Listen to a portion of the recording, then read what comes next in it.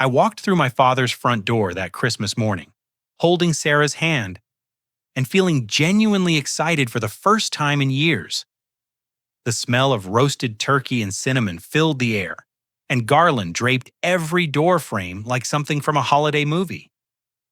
Sarah squeezed my fingers, whispering how beautiful everything looked, and I felt proud to finally introduce her to my family after 6 months of dating. We followed the sound of laughter into the dining room where I stopped cold. The mahogany table stretched elegantly before us, set with pristine white linens and gleaming silverware for exactly 6 people. My father Frank stood at the head, flanked by my stepmother Patricia and her 3 adult children, all wearing matching holiday sweaters. Every chair was occupied. There was no place for me. Frank's eyes met mine, and his mouth curved into a cruel smirk as he announced loudly enough for everyone to hear. "Oops, we miscounted. Seats are only for family." The words hit me like ice water. The room erupted in snickers and knowing glances. Patricia, covering her mouth in mock surprise, while her children Marcus, Jessica, and Brandon exchanged amused looks. I stood there frozen still, holding Sarah's hand, feeling her grip tighten as she realized what was happening. 20 years. 20 years since my mother died when I was 12, and Frank married Patricia 18 months later. 20 years of being the outsider in my own father's house, watching Patricia's children take center stage at every holiday, every birthday, every family milestone. I remembered my 13th birthday when Patricia suggested we skip the cake this year because Brandon had a soccer game. I remembered graduation day when Frank missed my speech because Jessica needed help moving into her dorm. I remembered my engagement announcement last month when Frank changed the subject to Marcus's promotion before I could finish speaking. Sarah's hand trembled in mine. She had heard all my stories about feeling excluded, but witnessing it firsthand left her speechless. This beautiful woman who loved me unconditionally was watching my own father publicly humiliate me on Christmas Day. "Will, I don't understand," she whispered, her voice barely audible over the continued chuckling around the table. Patricia stepped forward, her perfectly manicured nails adjusting the holly centerpiece. "Oh, sweetie, didn't Frank tell you? We planned this dinner for immediate family only. You know, people who actually belong here." Her smile was razor sharp, and her children nodded in agreement like trained seals. Frank straightened his shoulders, looking every bit the patriarch he believed himself to be. "Patricia's right. This table represents the family that matters. The family that shows up, that contributes, that actually cares about being here." My stomach dropped. I had driven 3 hours in holiday traffic to be here. I had bought gifts for everyone, including Patricia's ungrateful children who had never once acknowledged my existence at previous gatherings. I had rearranged my work schedule and turned down invitations from friends who actually wanted my company. "Dad, what are you talking about? I've been coming to Christmas dinner for years." "Have you really, though?" Marcus interjected, leaning back in what used to be my chair at family dinners. "I mean, you show up, you eat, you leave. You never help with preparation. You never ask about our lives. You just take up space." The accusation stung because it held a grain of twisted truth. I had stopped offering to help years ago after Patricia consistently rejected my assistance, claiming I didn't know where anything went in her kitchen. I had stopped asking about their lives after being met with one-word answers and eye rolls whenever I tried to engage. Jessica nodded enthusiastically. "Plus, you never bring anything. Mom spends days cooking, and you just waltz in empty-handed expecting to be fed." I wanted to remind them about the expensive wine I brought last year that Frank drank alone, while telling me it wasn't quite the right vintage for the meal. I wanted to mention the homemade dessert Sarah and I had prepared this morning that was currently sitting in my car because I hadn't been given the chance to bring it inside. "Will," Frank said, his voice taking on that patronizing tone I remembered from childhood. "Maybe it's time you understood that being blood-related doesn't automatically make someone family. Real family shows commitment. Real family earns their place at the table." Sarah finally found her voice. Excuse me, but Will talks about all of you constantly. He loves you. He drove here from Connecticut just to spend Christmas with you. Patricia's laugh was like breaking glass. Oh, honey, that's sweet that you believe that. But actions speak louder than words, don't they? And Will's actions have shown us exactly where his priorities lie. I looked around the room, taking in the scene with new clarity. The dining room that once belonged to my mother had been completely redecorated in Patricia's taste. Gone were the family photos that included me replaced with professional portraits of Patricia's children. The china cabinet that once held my mother's good dishes now displayed Patricia's collection of expensive crystal.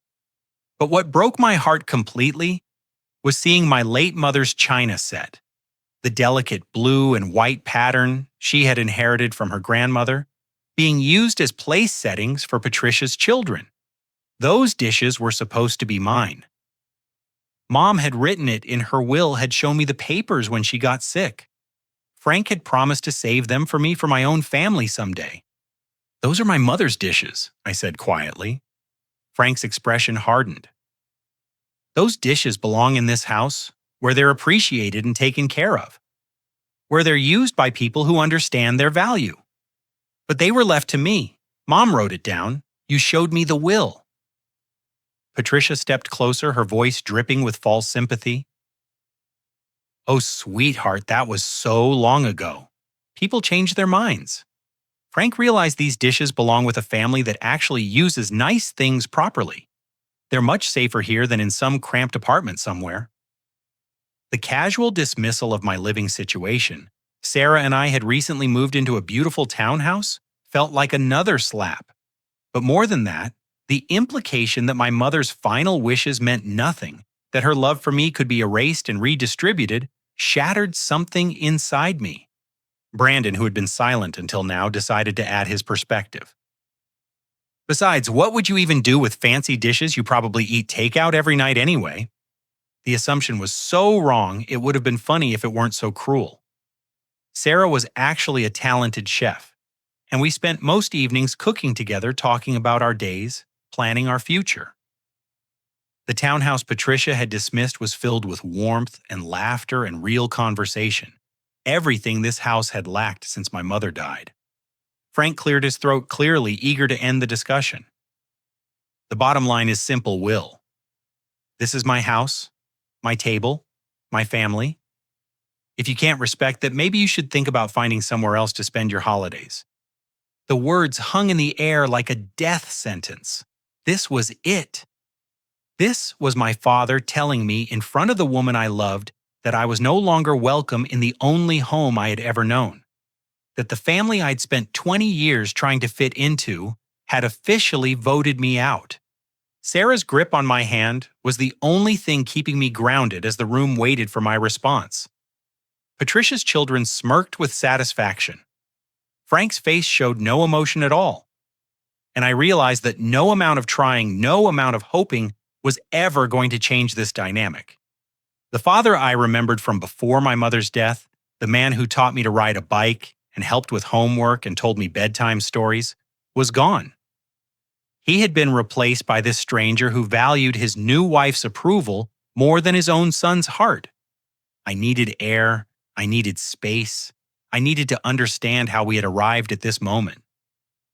Dad, can I talk to you privately for a minute? Frank sighed dramatically as if I was asking for some enormous favor. Well, I think we've said everything that needs to be said. Please, just 5 minutes. Patricia's eyes narrowed, but Frank nodded reluctantly. Fine, kitchen. Make it quick. Sarah squeezed my hand before releasing it. I'll wait right here, she said. Her voice steady, despite the chaos she had just witnessed. Frank led me into the kitchen where my mother had spent countless hours preparing family meals. Even here, Patricia's influence was overwhelming. New appliances, new paint, new everything that erased any trace of the woman who had once made this house a home. What do you want, Will? Frank asked, leaning against the granite countertop that had replaced my mother's butcher block workspace. I want to understand what happened to you, to us. When did you decide I wasn't your son anymore? His laugh was bitter. Don't be dramatic. You're still my son. But being my son doesn't give you the right to disrupt my family's happiness. Your family's happiness. What about my happiness? What about treating me with basic human decency? Decency. Frank's voice rose. You want to talk about decency? When was the last time you called just to check on me? When was the last time you remembered my birthday without Patricia reminding you? When was the last time you showed any interest in my life, beyond showing up here expecting dinner? The accusations felt rehearsed, like he had been practicing them, and maybe he had. Maybe Patricia had been coaching him for this conversation for months. I stopped calling because every conversation turned into a lecture about how wonderful Patricia's children are. I stopped remembering your birthday because you forgot mine 3 years in a row. I stopped showing interest because every time I asked about your life, you changed the subject to talk about Marcus's job or Jessica's boyfriend or Brandon's latest achievement. Frank's jaw tightened. Those kids appreciate what they have. They don't take everything for granted like you do. Take what for granted? What exactly have you given me to take for granted? A roof over your head when you visit, food on the table, the chance to be part of a family. Part of a family. The words exploded out of me. Dad, you just told me I don't have a seat at your table because I'm not family. How is that including me? Because real family earns their place. Real family contributes. Real family doesn't just show up when it's convenient and expect everyone else to cater to them. The kitchen door swung open and Patricia entered with the confidence of someone who knew she was in charge. Is everything all right in here? We can hear you from the dining room. Everything's fine, Frank said quickly. Will and I are just working through some misunderstandings. Patricia moved to Frank's side, her hand sliding possessively around his arm. You know, Will, I think it might be helpful if you understood something. Frank has been so much happier since he stopped worrying about constantly trying to please you. He's more relaxed, more present with the rest of us. Maybe this is actually a blessing in disguise. The casual cruelty of her words took my breath away. She was telling me that my father was happier without me, that my absence was a gift to his new family. Patricia, that's enough, Frank said, but his tone held no real conviction. No, Frank, he needs to hear this. Will, your father spent years walking on eggshells around you, trying to include you in things you clearly didn't want to be part of? He worried constantly that you felt left out or neglected. But honey, you can't force someone to be part of a family if they don't want to be. I do want to be part of the family. I've always wanted that. Then why don't you act like it? Patricia's voice turned sharp. Why don't you visit unless there's a holiday involved? Why don't you show any interest in our lives unless it directly affects you? I wanted to explain that every phone call had been met with coldness, every visit had been filled with subtle digs and obvious preferences for her children, every attempt at connection had been rebuffed or redirected. But I could see from Frank's expression that he believed every word she was saying. Maybe, Patricia continued, it's time for you to find somewhere else to spend holidays, somewhere with people who actually want you there. The suggestion hung in the air like a challenge. Frank was watching me carefully, waiting to see how I would respond to his wife's ultimatum. Is that what you want, Dad? You want me to stop coming here? Frank's hesitation told me everything I needed to know, but his words were even worse. I want you to make an effort. I want you to show me that being here matters to you. But if you can't do that, then maybe Patricia has a point. The betrayal was complete. My father was choosing his wife of 20 years over his son of 32 years.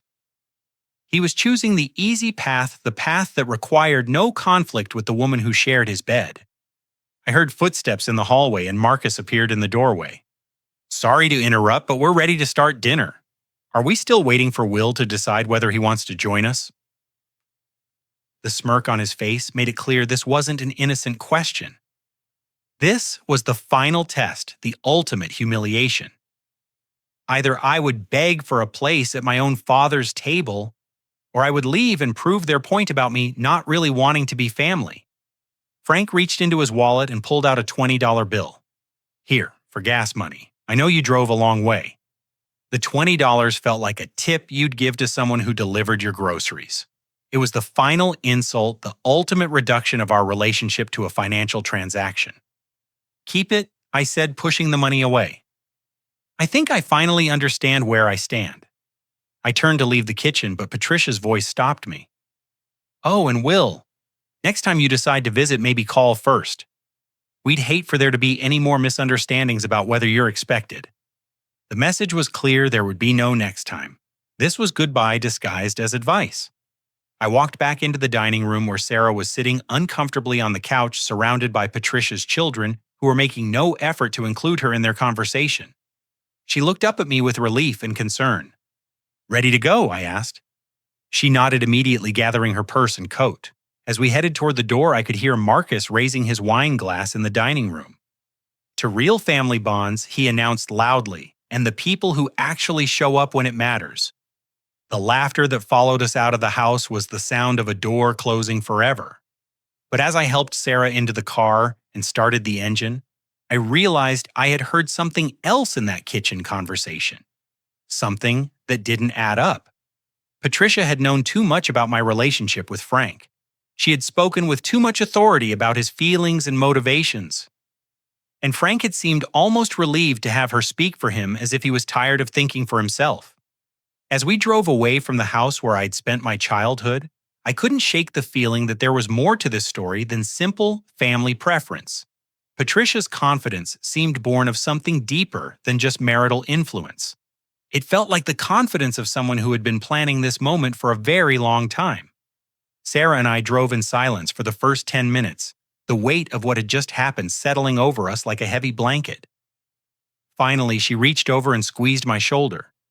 Pull over when you're ready to talk, she said gently. I found a rest area off Highway 95 and parked under a bare oak tree. The December afternoon was gray and cold, matching my mood perfectly. Sarah turned in her seat to face me, her eyes full of concern and barely contained anger. Well, what just happened in there was not normal. That was not family dysfunction. That was abuse. Her words hit me like a physical blow because I knew she was right. I had spent so many years making excuses for Frank's behavior, attributing his coldness to grief or adjustment to his new marriage. But what I had witnessed today went beyond neglect or favoritism. It was calculated cruelty designed to humiliate me in front of the woman I loved. I keep thinking about my mother's dishes. I said, my voice barely above a whisper. She picked them out for her hope chest when she was 18. She told me stories about saving up to buy each piece while she was working at the diner downtown. She made me promise to take care of them when she died. Sarah's eyes filled with tears. And your father just gave them away like they meant nothing. That's what I don't understand. Frank isn't naturally cruel. He's weak, he's easily influenced, but he's not vindictive. This felt like Patricia's plan executed through him. My phone buzzed with a text message, and I glanced at the screen expecting to see Frank's name with some half-hearted apology. Instead, it was my cousin Danny. Hey man, heard you were supposed to be at Uncle Frank's today. How did it go? Call me when you get a chance.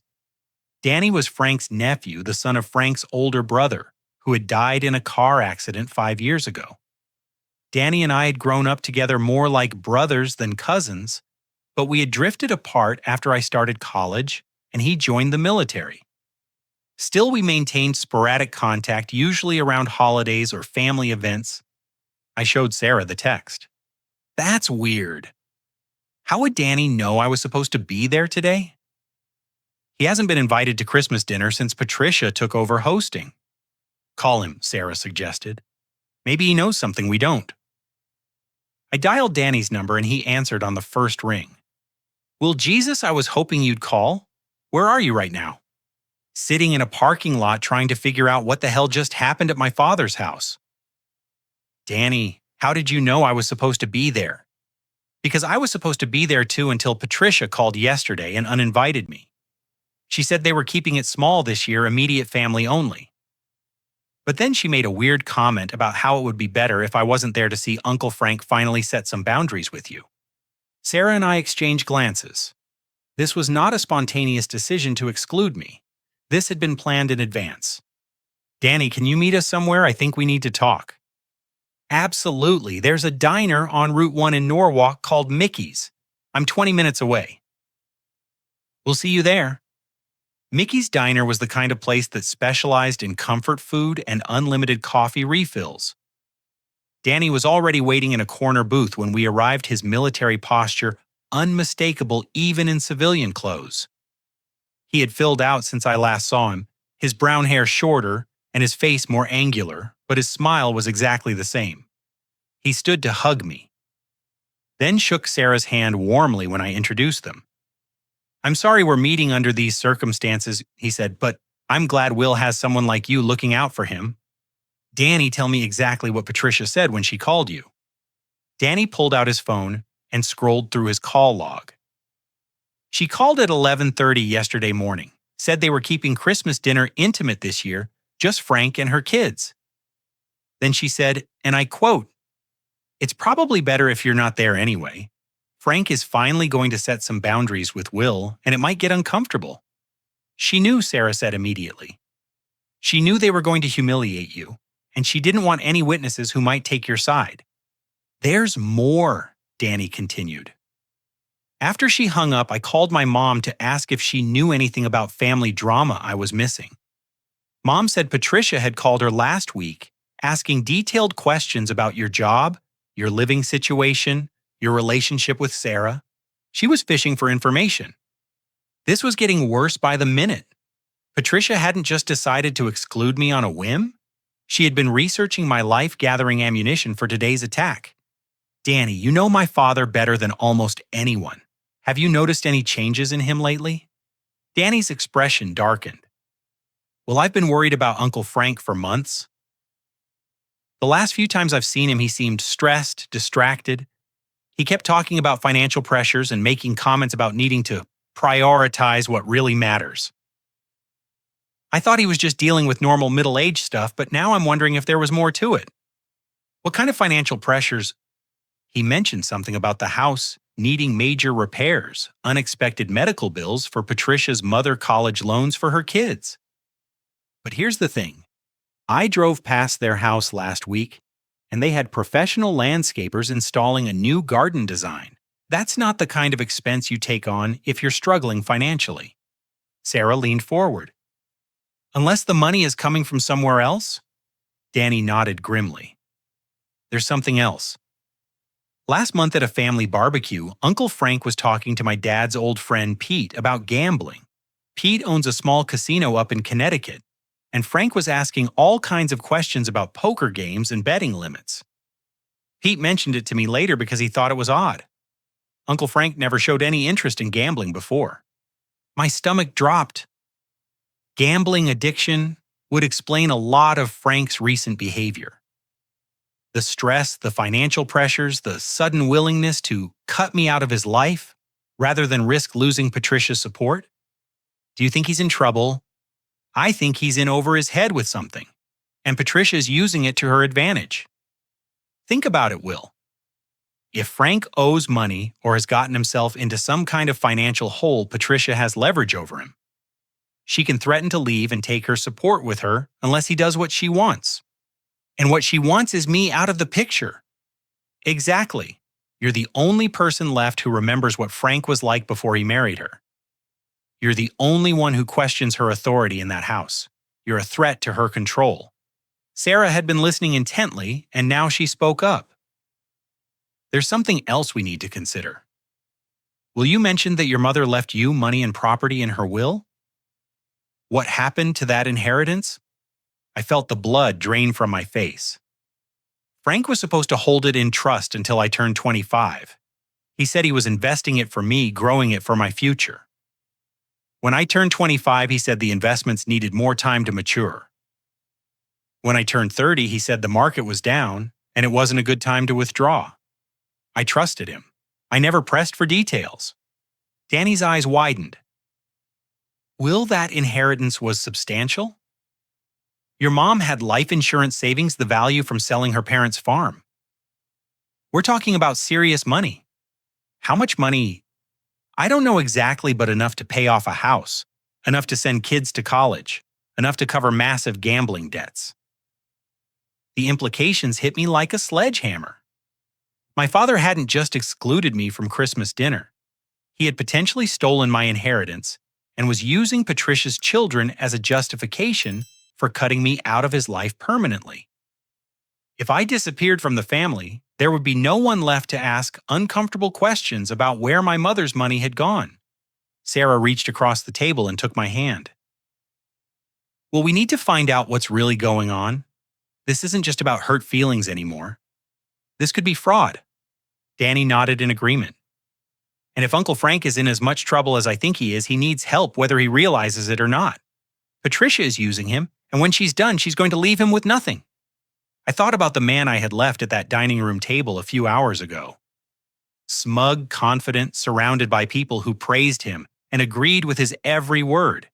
He had no idea that his wife had been systematically isolating him from anyone who might warn him about the trap he was walking into. What do you think we should do? Danny's expression was grim but determined. We need to find out exactly how deep this goes. And then we need to decide whether to save Frank from himself or let him face the consequences of choosing Patricia over his own son. As we sat in that diner booth planning our next move, I realized that Christmas Day wasn't ending with my exclusion from the family. It was beginning with the discovery that my family had been under attack for years, and I had been too hurt and too trusting to recognize the signs. But now I knew. And now I was going to find out exactly what Patricia had done to my father and what she had taken from me in the process. The question was, would Frank thank me for exposing the truth? Or would he hate me for destroying the illusion of happiness Patricia had created for him? Either way, I was done being the victim in this story. It was time to fight back. Sarah and I spent the rest of Christmas evening at Danny's apartment, using his computer and our combined knowledge of my family's history to piece together a timeline of Patricia's manipulation. What we discovered was far worse than any of us had imagined. We need to start with the financial records, Danny said, pulling up a credit monitoring website. If Uncle Frank has been using your identity or your inheritance improperly, there should be traces. I entered my social security number and personal information requesting a comprehensive credit report. What appeared on the screen made my blood run cold. There were 3 credit cards I had never opened, 2 personal loans I had never taken, and a mortgage application I had never signed. This is impossible, I said, staring at the numbers. I've never applied for any of these accounts. Sarah leaned over my shoulder reading the details. The mortgage application was submitted 4 months ago for $150,000. That's not for repairs or medical bills. That's serious money. Danny pulled out his phone. I'm calling my friend Helen. She's your mom's old neighbor who helped settle the estate when your mother died. If anyone would have copies of the original will and trust documents, it would be her. Helen Kowalski lived in the same house she had owned for 40 years right next door to where I had grown up. She had been my mother's closest friend and had served as an unofficial witness to many of the family's important decisions after my mother's cancer diagnosis. Helen, it's Danny Morrison. I'm here with Will and we need your help. 30 minutes later, we were sitting in Helen's living room, surrounded by manila folders and photocopied documents. Helen, now in her 70s but sharp as ever, had maintained meticulous records of everything related to my mother's estate. I saved all of this because I was worried something like this might happen, she said, handing me a folder marked Will Morrison, Trust Documents. Your father started asking strange questions about the estate about 2 years ago. He wanted to know about liquidation procedures and whether beneficiaries had to be notified of changes. I opened the folder with trembling hands. Inside was the original trust document clearly stating that my mother's entire estate, valued at $230,000, was to be held in trust for me until age 25, at which point I would gain full control of the funds. According to this, Sarah said, reading over my shoulder, you should have received full access to this money 7 years ago. Helen nodded grimly. And that's not all. Your mother specifically included language about the china set, her jewelry, and several pieces of furniture. Everything was supposed to go to you, not be integrated into Frank's household. She handed me another document that made my hands shake. It was a letter my mother had written to me to be delivered when I received my inheritance. My dearest Will. The letter began, if you're reading this, then you've reached your 25th birthday and are beginning your adult life in earnest. This money represents not just my love for you, but my confidence in the man you've become.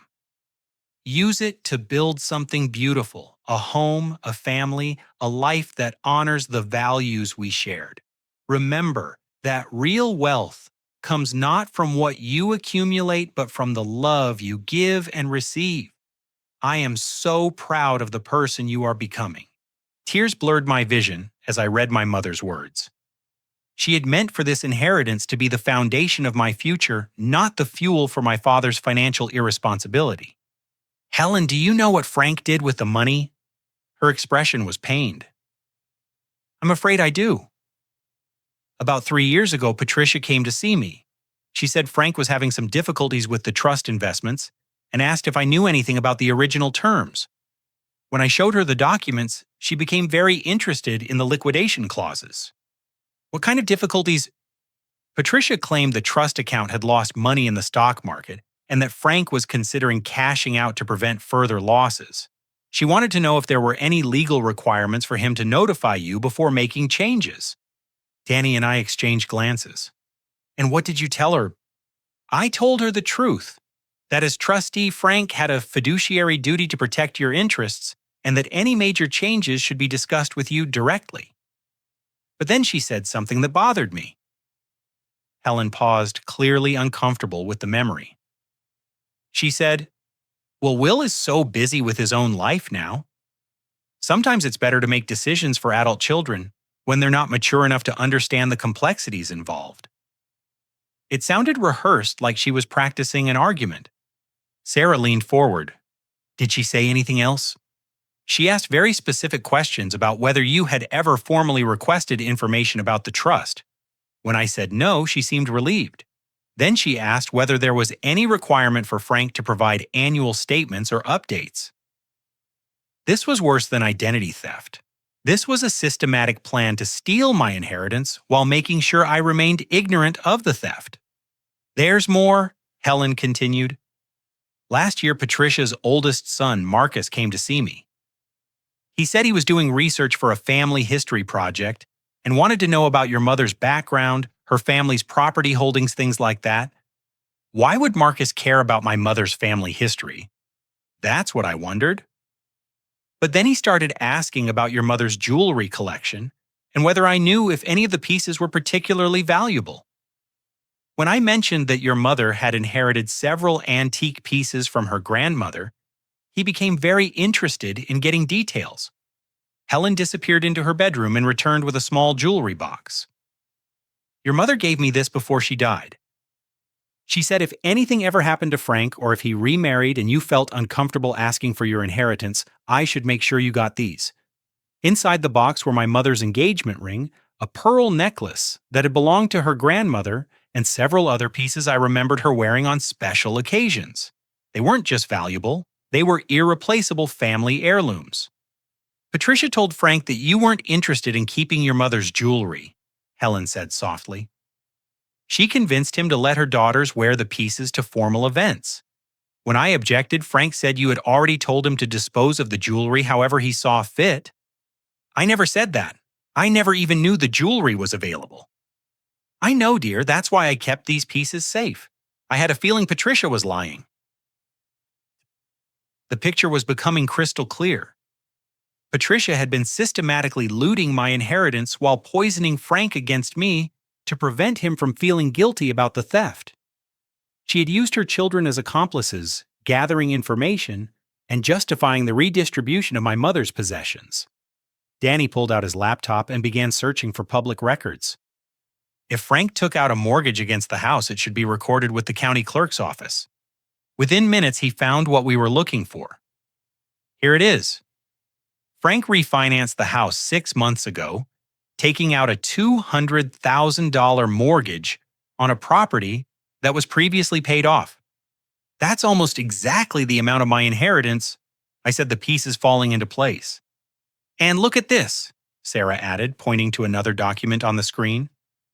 The mortgage application lists Patricia's children as co-borrowers. They're all legally responsible for this debt. Helen shook her head sadly. Frank has no idea what he's gotten himself into, does he? Patricia has made sure that her children benefit from your mother's money, while Frank takes all the legal and financial responsibility. I thought about the man I had left at the dinner table earlier today. Arrogant, dismissive, convinced of his righteousness. He had no idea that he was being used by the woman he trusted most in the world. There's something else? Helen said quietly. Last month I saw Patricia having lunch with a man I didn't recognize. They were sitting in the back corner of Romano's restaurant looking very intense. When I walked by their table, I heard her say something about finalizing the timeline and making sure Frank doesn't change his mind. Did you get a good look at the man? Middle-aged, expensive suit, very professional looking. He had a briefcase with him and they were going over papers. It looked like a business meeting, but Patricia seemed nervous. Danny was already typing on his laptop. I'm going to run a property search to see if Frank has been meeting with real estate agents or financial advisors. If Patricia is planning to leave him, she might be positioning herself to take as much as possible when she goes. What he found was devastating. Frank had been meeting with a bankruptcy attorney. The consultation notes, which were part of the public record, indicated that Frank was considering filing for Chapter 13 bankruptcy protection due to gambling debts and overextended credit. He owes money to bookmakers, Danny said, reading the legal documents. Over $60,000 to various gambling establishments and private lenders. The attorney's notes indicate that Frank's wife was unaware of the extent of the financial difficulties and that Frank was concerned about the impact on his family. But Patricia isn't unaware, Sarah said immediately. She's been orchestrating this whole thing. She encouraged the gambling, helped him access my inheritance money, and now she's positioning herself to leave him holding all the debt while she and her children walk away with everything they can carry. Helen handed me one more document. This is a copy of a conversation I recorded last month. I was worried about Frank, so when he came over drunk and started talking about his problems, I used my phone to record what he said. She played the audio file, and my father's voice filled the room, slurred with alcohol and heavy with regret. Helen, I screwed up so bad. Will was right to stay away from us. Patricia's been pushing me to choose between him and her kids, and I chose wrong. But now I'm in so deep I can't get out. The gambling, the loans, the lies I've told. Will's inheritance is gone. I used it to pay off debts, and now I owe even more. Patricia says her kids will take care of me when I'm old, but I know she's lying. She's already talked to a divorce lawyer. I heard her on the phone.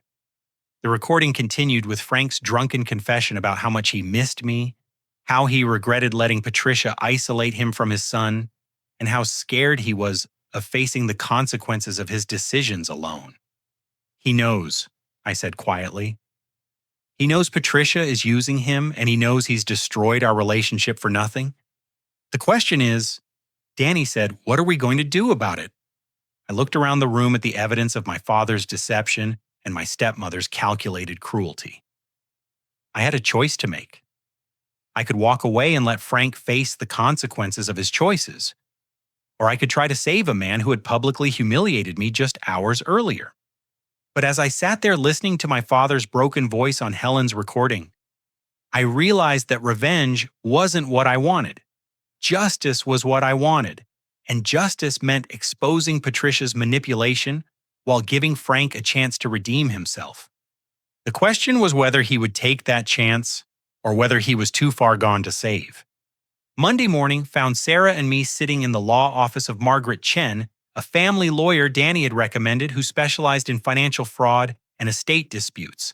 The evidence we had gathered over the weekend was spread across her conference table like pieces of a complex puzzle. "Mr. Morrison," Margaret said, after reviewing the documents, "what your father has done constitutes several serious crimes. Identity theft, fraud, breach of fiduciary duty, and potentially elder abuse if your stepmother has been manipulating him financially. What are our options? You could file criminal charges and civil lawsuits that would likely result in your father's imprisonment and financial ruin. Or you could use this evidence as leverage to force a resolution that protects your interests while giving your father a chance to make things right." Sarah leaned forward. "What would that look like?" "We would approach your father with the evidence and demand immediate restoration of your inheritance plus damages for the fraudulent use of your credit. We would also require him to provide a full accounting of all transactions related to your mother's estate and to remove your stepmother from any financial decision-making authority. And if he refuses," Margaret's expression was grim, "then we file everything with the district attorney's office and let the criminal justice system handle it. But Mr. Morrison, you should understand that Patricia appears to be the mastermind here. Your father may be more victim than perpetrator. That afternoon, I called my father's office. Frank worked as a regional manager for an insurance company, a job he had held for over 15 years. His secretary put me through immediately. 'Will, is everything all right?' 'You don't usually call during business hours.' His voice sounded strained, tired. Nothing like the confident patriarch from Christmas Day. 'Dad, we need to talk, tonight, just the two of us.' 'I don't think that's a good idea.' Patricia was pretty upset after yesterday. She thinks you're trying to cause problems in our marriage. 'Dad, I have information about your financial situation that you need to hear. This isn't about family drama anymore. This is about protecting you from making a mistake that could destroy your life.' There was a long pause. 'What kind of information?' 'The kind that should be discussed face to face. Meet me at Danny's apartment at 7 o'clock. Come alone.' 'Well, I can't just—' 'Dad, you're in serious trouble. The kind of trouble that could result in criminal charges and bankruptcy. I'm trying to help you, but I need you to trust me enough to have one conversation.' Another pause, longer this time. 'All right, 7 o'clock. Danny's apartment felt like a war room by the time Frank arrived. We had organized the evidence into clear categories: the identity theft documents, the estate fraud paperwork, the mortgage records, and Helen's recorded conversation. Sarah had prepared a timeline showing how Patricia's manipulations had escalated over the past 3 years. Frank looked terrible. His clothes were wrinkled, his face was pale, and his hands shook slightly as he sat down across from us. This was not the confident man who had dismissed me from his dinner table 36 hours earlier. 'Before you say anything,' he began, 'I want you to know that what happened yesterday was wrong. I've been thinking about it all day, and I realize I let my emotions get the better of me. Dad, this isn't about hurt feelings. This is about fraud and identity theft, and the systematic theft of my inheritance.' I handed him the credit report showing the accounts opened in my name. Frank's face went white as he read the details. 'I don't understand. How did you get this?' 'It's my credit report, Dad. My name, my social security number, my signature on applications I never submitted.' 'Did you think I would never find out?' Frank's hands were shaking harder now. 'Well, I can explain. I was in trouble and I needed money quickly. I was going to pay it all back before you ever found out. Pay it back with what you've already spent my entire inheritance and taken out a mortgage against the house. You owe gambling debts to people who don't accept payment plans.' The mention of gambling debts made Frank's eyes go wide. 'How do you know about that?' Danny handed him the bankruptcy consultation documents. 'Because you left a paper trail, Uncle Frank, and because Patricia has been meeting with lawyers and real estate agents behind your back.' 'That's impossible. Patricia doesn't know about the gambling.' Sarah laughed bitterly. 'Frank, Patricia orchestrated this entire situation. She encouraged your gambling, helped you access Will's money, and positioned herself to walk away clean when everything collapses. I played Helen's recording of Frank's drunken confession. As his own voice filled the room describing his regrets and fears, Frank buried his face in his hands. "She said she loved me," he whispered. "She said her kids would take care of me. She said choosing them over you was the right thing to do. And you believed her because it was easier than facing the truth about what you had done to your own son." Frank looked up at me with tears in his eyes. "Well, I know I can't undo what I've done. But Patricia isn't the mastermind you think she is. She's just protecting her children the same way any mother would." Danny pulled out his laptop and showed Frank the real estate listings Patricia had been researching. "Uncle Frank, she's been looking at condos in Florida, single occupancy units in retirement communities, properties that would accommodate one person, not a blended family. She's leaving you, Dad. She's been planning to leave you from the moment she figured out how much money she could extract from the situation." Frank stared at the real estate listings in stunned silence. Finally, he spoke in a voice barely above a whisper. "What do you want me to do?" I handed him the legal documents Margaret had prepared.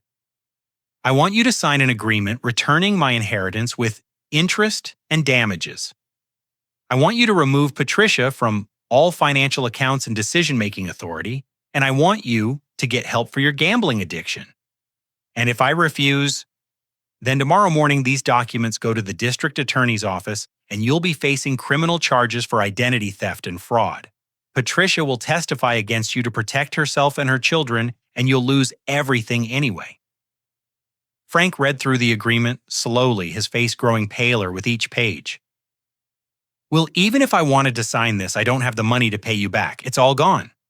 "Actually, you do have the money. Patricia has been hiding assets in her children's names. The mortgage money, the profits from selling your mother's jewelry, the proceeds from the insurance settlement Patricia claimed was for her mother's medical bills. It's all there, but it's been moved around to make it harder to trace." Sarah handed him a financial analysis she had prepared. "We've tracked most of it. Patricia's daughter Jessica bought a house last year with money she couldn't possibly have earned at her job as a receptionist. Marcus made several large investments that don't match his income level.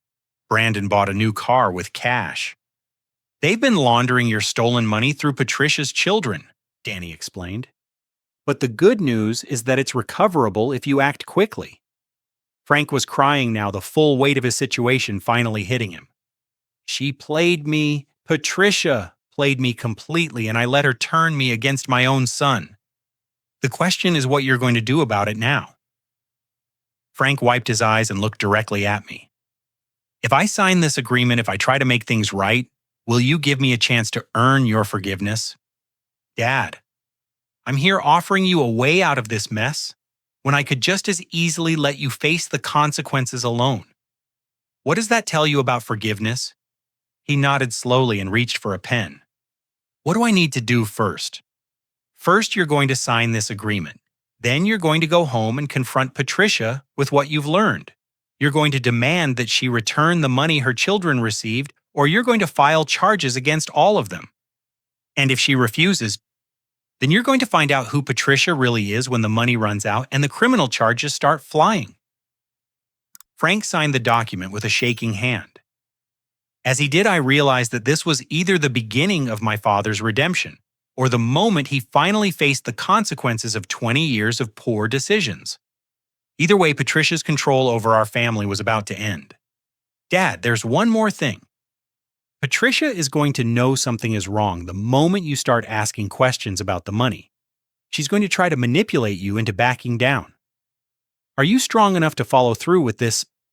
Frank looked up at me with something I hadn't seen in his eyes for years: determination.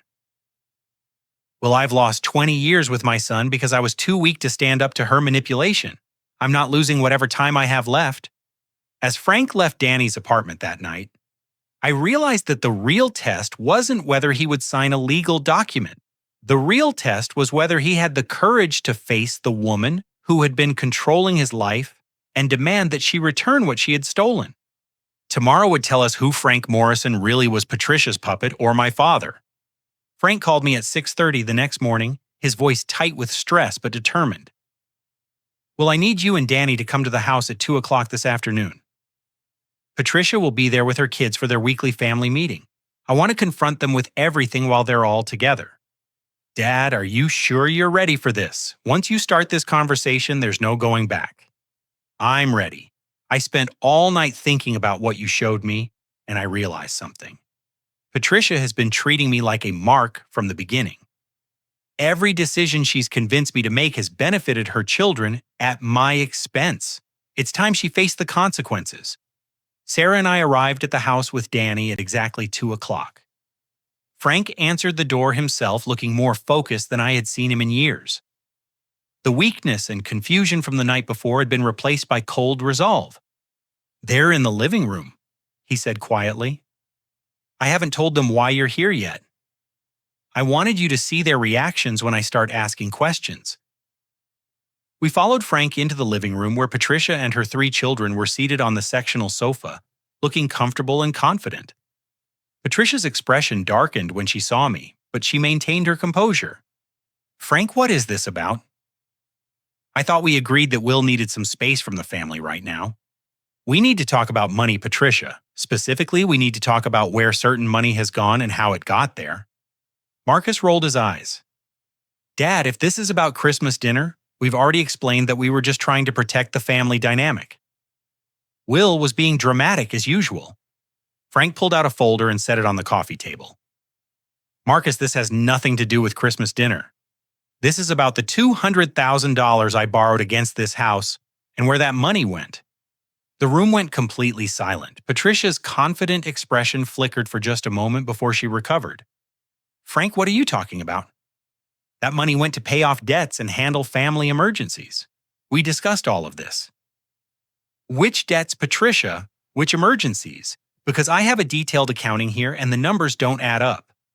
Frank opened the folder and pulled out bank statements, loan documents, and transfer records. "Jessica, you bought a house last year for $140,000. You put down 20% in cash. That's $28,000. Your job as a receptionist pays $32,000 a year before taxes. Where did the down payment money come from?" Jessica's face went pale. I saved up, and I had some family help. Family help from whom your biological father hasn't spoken to your mother in 5 years. Your grandparents are living on Social Security. So where did $28,000 in cash come from?" Patricia stood up abruptly. "Frank, I don't like your tone. Jessica worked very hard to save for that house." "Sit down, Patricia. We're just getting started." Frank's voice carried an authority I hadn't heard from him in decades. "Marcus, you made several large stock purchases last year, totaling $45,000. Brandon, you bought a new truck with $15,000 cash. Patricia, you've been wearing jewelry that belonged to Will's mother, jewelry that was specifically left to him in his mother's will." The siblings were exchanging panicked glances, now their earlier confidence evaporating. "I don't know what Will has told you," Patricia said, her voice rising, "but he's obviously trying to cause trouble in our family. This is exactly the kind of manipulation I warned you about." Frank smiled coldly. "Actually, Will didn't tell me anything I hadn't already figured out. He just helped me organize the evidence." He pulled out the credit reports showing the fraudulent accounts opened in my name. "Did you know that Will's credit has been compromised? Someone has been opening accounts in his name and using his identity to secure loans." "That's terrible," Patricia said quickly. "Identity theft is such a problem these days. Will should report that to the authorities." "Oh, he is going to report it. But first we're going to talk about how someone got access to Will's personal information. Someone who lived in this house and had access to his Social Security number and personal documents." Marcus stood up angrily. "Are you accusing us of identity theft? That's insane." Frank handed him one of the loan applications. "Marcus, this is your signature as a co-signer on one of these fraudulent loans. The loan officer noted that you provided Will's Social Security number and claimed to be acting on his behalf as a family member." The room erupted. Jessica started crying. Brandon began shouting about being framed, and Marcus demanded to see a lawyer. But Patricia's reaction was the most telling. She went completely calm, her mask of concerned wife and mother dropping completely. Frank, you're making a very serious mistake. If you pursue this ridiculous accusation, you're going to destroy this family and any chance you have of a comfortable future. Are you threatening me, Patricia? I'm reminding you of reality. You're a 60-year-old man with gambling debts and no savings. Where exactly do you think you're going to be if you drive away the only people who care about you? Danny stepped forward. Actually, Patricia, let's talk about reality. We know about the real estate listings you've been researching in Florida, single occupancy retirement condos. We know about your meetings with divorce attorneys. We know about your boyfriend. Patricia's face went white.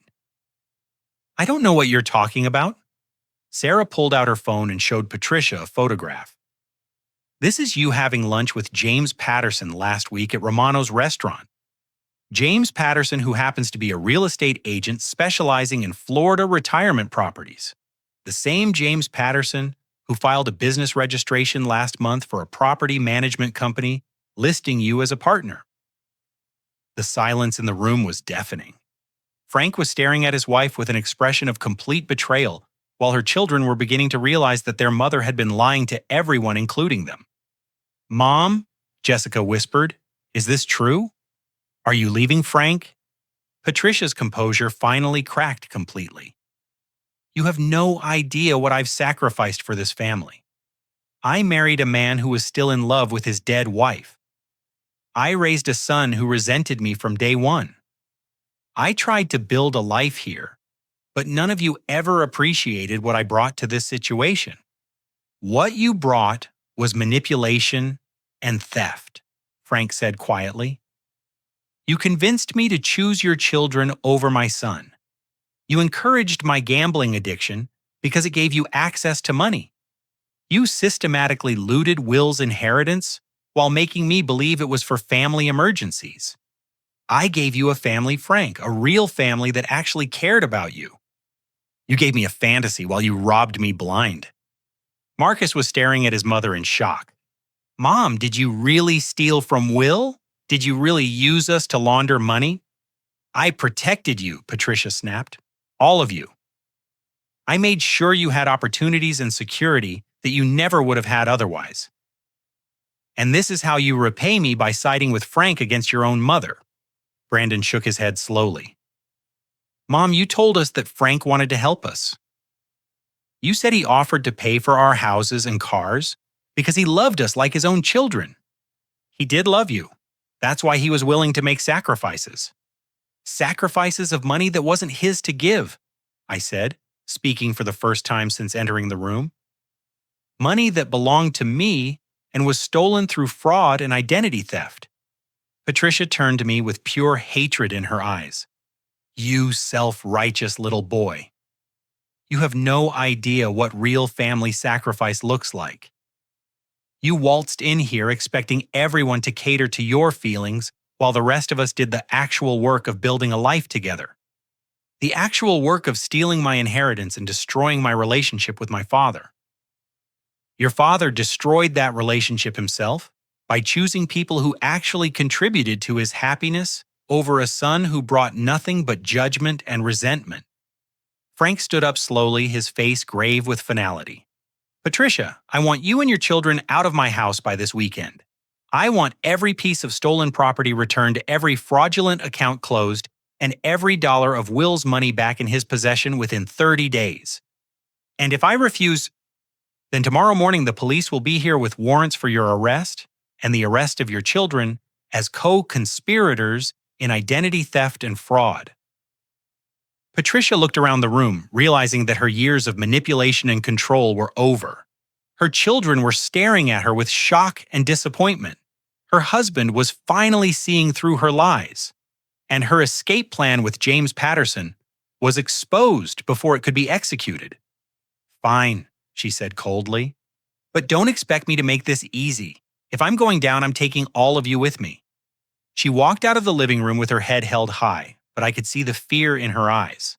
For the first time in 20 years, Patricia was facing consequences for her actions, and there was no one left to manipulate into protecting her. Frank collapsed into his chair, emotionally drained but finally free. Well, I know this doesn't fix everything between us, but it's a start. I looked at my father, really looked at him, for the first time in years. He was older, grayer, marked by the stress of Patricia's manipulation. But underneath the damage, I could see traces of the man who had raised me before grief and loneliness made him vulnerable to a predator like Patricia. It's a start, I agreed. The war was over, but the real work of rebuilding our family was just beginning. 6 months later, I sat in the same dining room where Patricia had humiliated me on Christmas Day, but everything was different. The table was set for 4, Frank, Sarah, Danny, and me. The china was my mother's blue and white set, carefully retrieved from storage where Frank had hidden it to protect it from Patricia's interference. The house felt lighter somehow, as if a dark cloud had finally lifted. Patricia had indeed tried to take everyone down with her when she left. She hired an aggressive attorney and attempted to claim spousal rights to half of everything Frank owned, including the house that had been in my family for 3 generations. She accused Frank of financial abuse and claimed that she had been manipulated into helping with the identity theft. But the evidence against her was overwhelming. The pattern of manipulation, the systematic theft, the deliberate isolation of Frank from his family, the recorded conversations and financial documents all painted a clear picture of a woman who had methodically destroyed my father's judgment while enriching herself and her children. Marcus, Jessica, and Brandon had initially stood by their mother, but as more evidence emerged, they began to realize how completely she had used them. Jessica's marriage had suffered when her husband learned that their house had been purchased with stolen money. Marcus faced professional consequences when his employer discovered his involvement in identity theft. Brandon had been forced to return the truck and take on debt to repay what he had unwittingly received. One by one, Patricia's children had begun to see their mother clearly. They provided testimony about her manipulative tactics, her lies about Frank's motivations, and her plans to abandon Frank once she had extracted maximum benefit from the relationship. The legal resolution had been swift once Patricia's lies unraveled. She pleaded guilty to multiple counts of fraud and identity theft in exchange for a reduced sentence of 3 years in prison and full restitution of my inheritance. Her boyfriend, James Patterson, was also charged as an accomplice in the financial scheme. Frank had suffered consequences too, but he faced them with dignity and determination. He entered Gamblers Anonymous and began working with a therapist to understand how his grief and loneliness had made him vulnerable to Patricia's manipulation. He sold some possessions to help cover the restitution payments and took on additional work to rebuild his finances. Most importantly, he had spent the past 6 months proving that his commitment to rebuilding our relationship was genuine. He called every week not to ask for anything, but simply to check on my life and share what was happening in his. He attended counseling sessions with me to work through the damage that had been done to our trust. He made no excuses for his choices, but took full responsibility for the pain he had caused.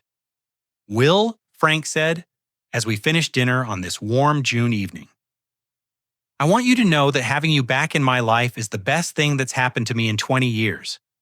Sarah smiled and squeezed my hand under the table. She had been instrumental in my decision to rebuild the relationship with Frank, pointing out that holding on to anger would only continue Patricia's work of destroying our family. "I want to show you something," Frank said, disappearing into his study and returning with a small wooden box. "I've been working on this for the past few months." Inside the box was a photo album documenting my entire childhood, carefully preserved pictures that Patricia had banished from the house, but that Frank had secretly kept in storage. There were photos of my mother and me, pictures of Frank teaching me to ride a bike, images of family vacations and birthday parties, and ordinary moments that Patricia had tried to erase from our family history. "I should have never let her make me forget who we were," Frank said quietly. Your mother would have been ashamed of the man I became after she died. I flipped through the pages, remembering the father I had lost, and recognizing him in the man sitting beside me now.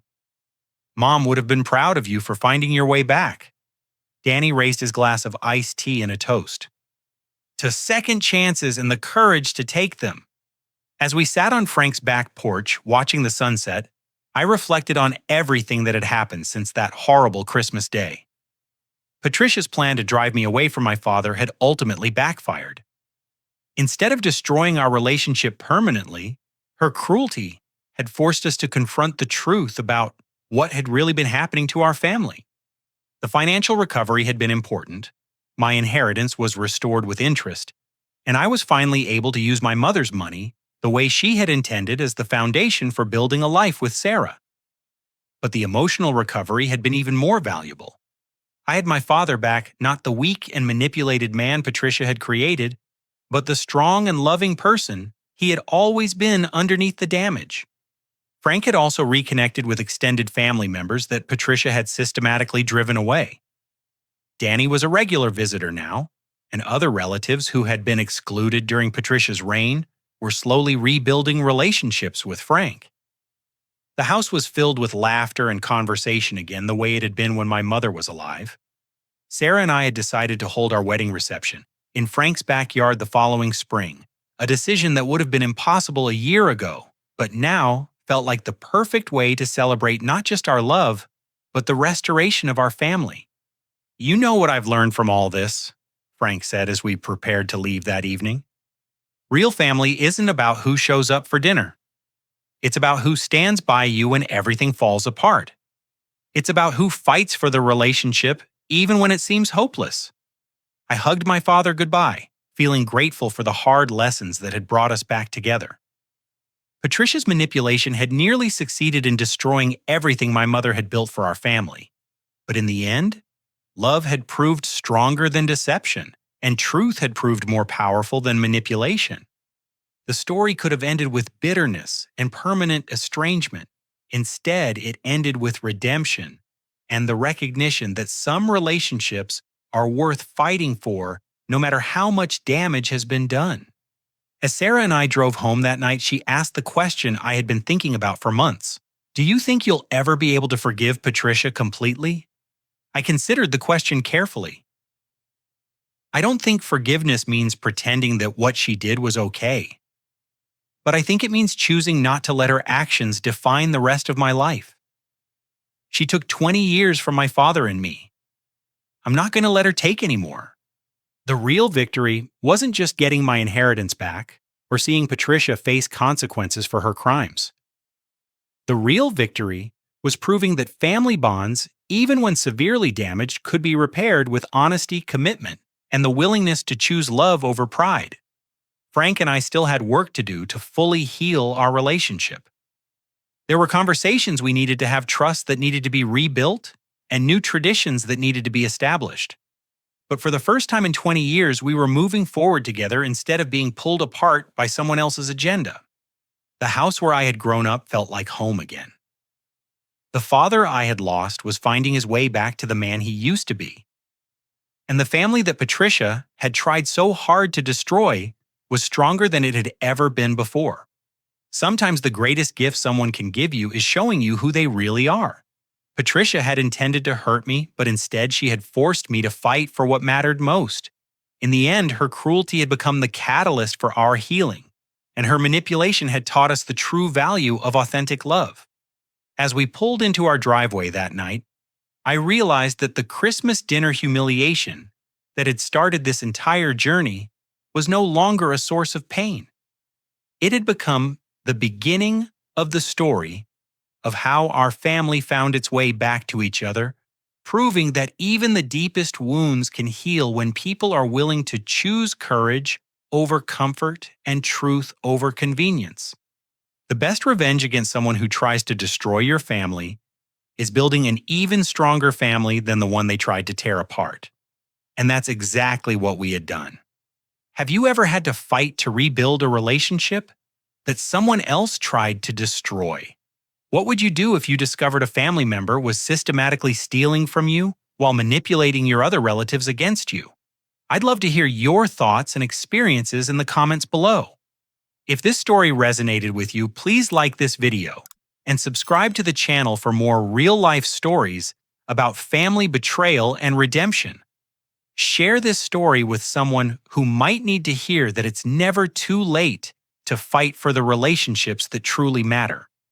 Thank you for taking this journey with me, and remember, real family is built on truth, not convenience.